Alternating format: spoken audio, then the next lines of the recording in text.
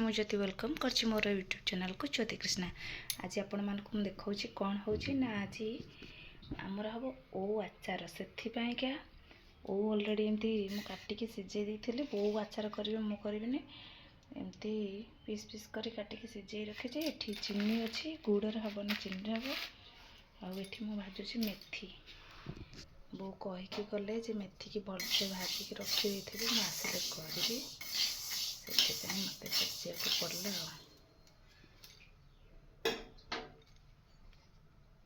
ଆପଣମାନଙ୍କୁ ନିଶ୍ଚିନ୍ତ ଦେଖିବି କେମିତି ବୋଉ ଆଚାର କରୁଛନ୍ତି, ଆପଣମାନଙ୍କ ସହିତ ନିଶ୍ଚିନ୍ତ ଭାବରେ ସେୟାର କରିବି।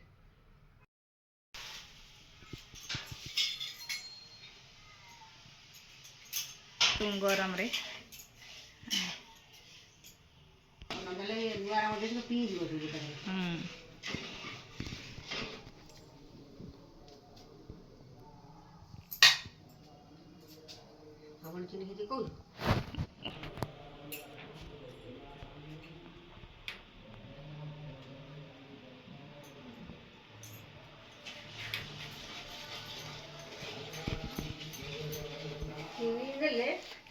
ଏମିତି ରଖ କିଛି ହବନି, ସେମିତି ରୁଆ ଗୁଡ଼ ଦେଲେ ଗୁଡ଼ ବୁଲିଯାଏ, ମଦୁଆ ହେଇକି ଏଟା ଗ୍ୟାସ୍ ଯେଉଁ ଏମିତି କଲେ ବି ହେଇଥାନ୍ତା।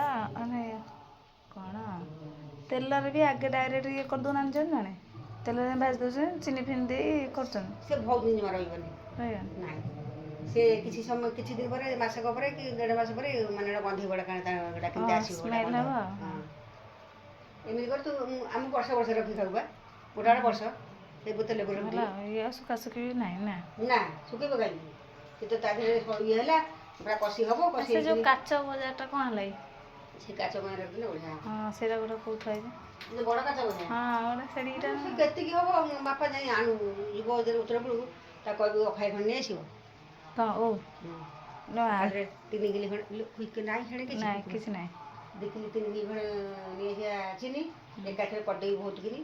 ମୁଁ ସେ ଥରେ କରିଥିଲି କୋଉ ସକାଳେ, ଯେଉଁ ହାଣ୍ଡିରେ ଆମେ ଗାଧୋଉନେ, ଯେଉଁ ତା ଦେହରେ ପୁରା ଅଧ ଗୁଣ୍ଡ ହେଇଥିଲା। ସବୁ 3ଟାକ ବଇଁଆ ଫୁଲ୍ ହେଲା, ବଡ଼ ବଇଁଆ ଫୁଲ୍। ତାକୁ ଖାଇ ବର୍ଷେ ଗୋଟା ଖାଇବି ମମି ହେରିକା ଆଇଲେ, ମମି ହେରିକା ଖାଇକି ଟିକେ ଗଲା, ଆଉ ଖୁଡ଼ି ଆଉ ଭଲ ଲାଗୁନି ପାଟି, ଆଉ ଆମ୍ବୁଲ ଫାମ୍ବୁଲ ନାହିଁ। ମୁଁ କହିଲି ହଁ, ଆମ୍ବୁଲ ଟିକେ କରିଦେବି, ଆମ୍ବୁଲ କ'ଣ ଦେବି, ଆଉ ସେଠୁ ଟିକେ ଦେଇଦେବି। ଖାଇକି ପାଟିରେ ନାଗିଛି, ଆଉ ଖୁଡ଼ି ମୋତେ ସେଇଥିରୁ ଦିଅ। ଆଉ ସେ ବୁଢ଼ା ବୁଢ଼ୀ ଦେଲା, ବୁଢ଼ା ଦେହ ଭଲ ନଥିଲା, ଜ୍ୱର ମର ହେଇଥିଲା ପରେ, ସେ ବୁଢ଼ା ବୁଢ଼ୀ ଦେଲା ବଡ଼ ଦେଢ଼ଶୁ। ସିଏ ବଡ଼ ବୁଢ଼ା ଖାଇ କହୁଛି ସାନ ବୋଉ କହ ଆଉ ଦେବ। ମୁଁ ସେଇଆକୁ ନଗେଇ ଭାତ 2ଟା ଖାଉଛି। ତୁ କହ ସାନ ବୋଉ କ'ଣ କରିବି? ବାପା ଗଲା। ଲୁଣ କ'ଣ ପଡ଼ିବ? ଲୁଣ ପଡ଼ି ହେଇଯିବ। ଲୁଣ ମୁଁ ପକାଇନି, ତ ମତେ କହିନ କେମିତି କ'ଣ? ମୁଁ ଖାଲି ହଳଦୀ ପକେଇ ସିଝେଇଛି। ସେ ପକେଇ ଦେବ ନା, ଭେଦିବନି ଟିକେ। ହଁ, ମତେ କହିନଦେଲ, ମୁଁ ତଥାପି ଡାଉଟ୍ରେ ପିଙ୍ଗି ନେଉଛି। ବୋଉ ତ କହିନା ଲୁଣ ଫୁଣ ପକେଇକି କିଛି, ମତେ ଶୁଭିନି ଲୁଣ କଥା, ମୁଁ ସିଝେଇବାଟା ଶୁଇଛି। ମୁଁ ତା ସେଇଥିପାଇଁ ସିଝେଇ ଥୋଇ ଦେଇଛି।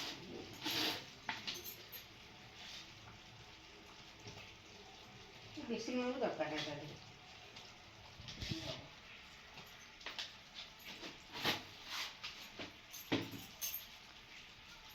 ସେ ଲୁଣ ପକେଇ ସିଝେଇଥିଲେ, ସେ ପୁରା ସିଝିକି ତାର ମାନେ ତା ଦେହରେ ପିଇଥାନ୍ତା। ହଁ, ସେଇଥିରେ ପିଇ ଯାଇଥାନ୍ତା, ଭଲ ହେଇଥାନ୍ତା।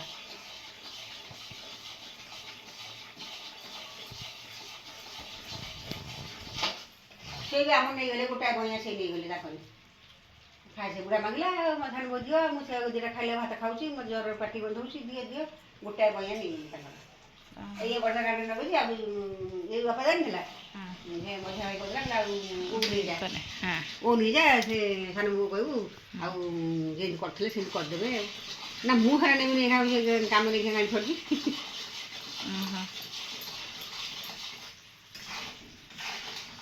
ଏଗୁଡ଼ା ଶିରା ଭଳିଆ ହେଇଗଲା, ଶିରା ପୁରା ନାଲି ହେବ, ନାଲି ହେବ।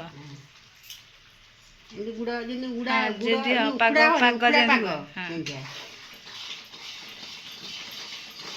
ସେ କଡ଼େଇ ହେଇଥିଲା ଟିକେ ଭଲ ହେଇଥାନ୍ତା। ଏଇ ହବ ହେଇଯାଉଛି 2ଟା ଓ ମାଛ। ଇଏ ପୁଣି ସିଏ ପଇଲେ ପୁଣି ତା ଦେହରୁ ପାଣି ବାହାରିବ। ସିଏ ସିଝିକି ଯେମିତି ମାନେ ଅଠାଳିଆ ଭଳିଆ ହେଲା, ସେ ଓହ୍ଲେଇବ। ତା ଦେହରେ ପାଣି ବାହାରିବନି କ'ଣ? ବାହାରିବ। ହଁ,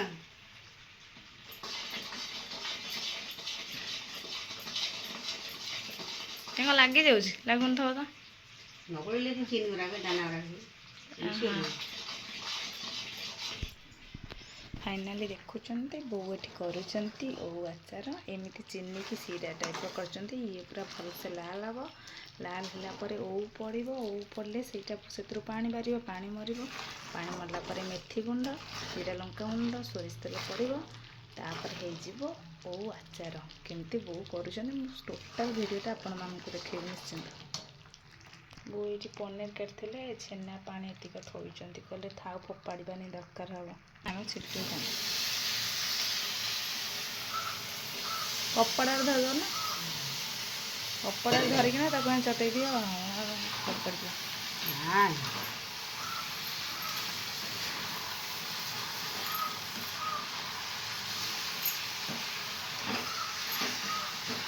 କଡ଼େଇଟା ଯେଉଁ ବୁଲି ଯାଉଛି ସେଥିପାଇଁ କହିଲେ କପଡ଼ାରେ ଧରିଦିଅ ଧରିକିନା ହେଇଥାଏ।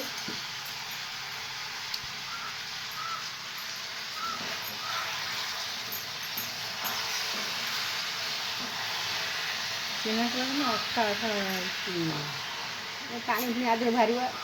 ସେ ପାଣି ହେଲେ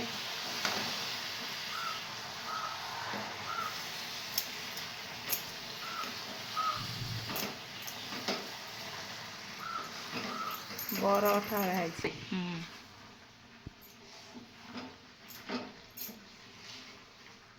ଛେଚିଲା ଟାଇପ୍ର ଟିକେ କରିଦେଇଛ ନା ହେଇଯାଉ ଏଇଥିରେ କରିଦେବ ହେଇଯିବ।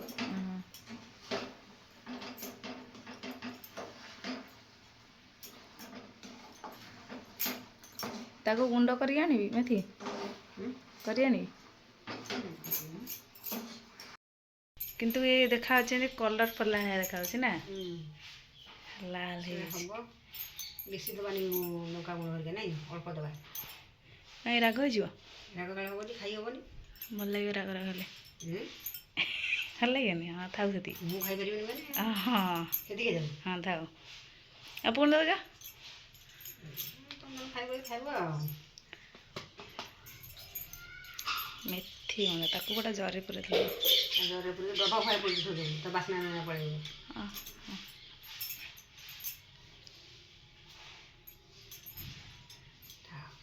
ମେଥି ଗୁଣ୍ଡ 3 ଚାମଚ ଦେଲା।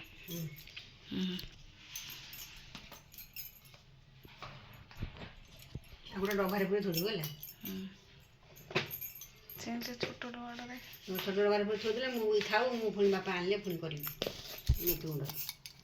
ତୋତେ କେମିତି ଖାଇବ ବଢ଼ିଆ ଲାଗିବ ବା ମେଥି ଗୁଣ୍ଡ ଲଙ୍କା ଗୁଣ୍ଡ ମିଶେଇଦେବୁ ଟିକେ ସୋରିଷ ତେଲ ପକେଇଦେବୁ ରସୁଣ ଚକଟିଦେବୁ ଖାଇଲୁ ଭାତରେ ଲଗେଇକି କେମିତି ଲାଗିବ ଦେଖିବୁ କେଡ଼େ ସୁନ୍ଦର ଲାଗିବ। ସବୁଦିନ ମୁଁ ଏଇଆ କରିକି ମୋ ଲଗେଇବା ଦରକାର ନାହିଁ। ହେଇଲୋ ଚାକୁଳି ଟିକେ ଲଗେଇଦେବି ତାତି ଥାଉ ମୁଁ ସେ ତାଟିଆ ମାଝି ମାଝି ତୁ ହାତରେ ନେଇଯିବୁ କାଉଣ୍ଟର ରଖ ଯେତେବେଳେ ଯିବ ସେ ଅଠାଳିଆ ରହୁଛି ତ ହଁ ଥାଉ ଏତିକି ହବ। ସେ ହେବ ସେ ପିଇନି ବା ପିଇଗଲେ ପୁଣି ଖଟା ହେଇଯିବ ରାଗ ହଉ ହବ ତ ରହିଲା। ବଢ଼ିଆ ଲାଗୁଛି କିନ୍ତୁ ଲଙ୍କା ଗୁଣ୍ଡ କଲାରୁ ଭଲ ଲାଗେ। ନାଇଁ ଭଲ ଲାଗିଲା ପଇଲା ବେଳକୁ। ଆଉ ଏବେ ଆଉ ତେଲ ଶୀତଳ ହେଲେ ତେଲ ଦିଆ ହେଇକିରି ଇଏ ହେବ ସରିଲା ଛୁଆଇଲା ଆଉ ଭଲ କିନ୍ତୁ ଶୀତଳ ହେଇକିରି ତାତିଯିବ। ପୁରା ଥଣ୍ଡା ହେଲେ ଯାଇ ପଡ଼ିବ। ହଁ ପୁରା ଥଣ୍ଡା ହେଲେ ସେ ତେଲ ଦେଇକି ପୁଣି ଘଣ୍ଟା ନେଇକି ରଖିବ। ଏମିତି ଗରମ ଗରମ ଭାତରେ ଖାଇଦେବ ବଢ଼ିଆ ଲାଗୁଛି। ରହିଗଲେ ବାସିରୁ ଫଟେଇବ। ହଁ ତ ଫାଇନାଲି ହେଇଗଲା ଓଉ ଆଚାର।